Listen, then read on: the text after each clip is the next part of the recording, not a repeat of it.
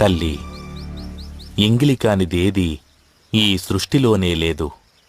రంగనాథుడికి ఎంతో ఇష్టమైన ఆవుపాలు ముందుగా ఆవుదూడ ఎంగిలి చేస్తుంది కదా.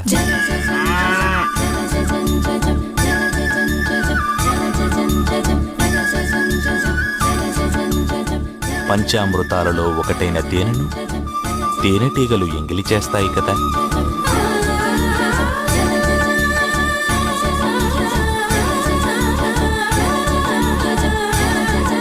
రంగనాథుడికి సమర్పించే విరిపూలను తుమ్మెదలు ఎంగిలి చేయవా?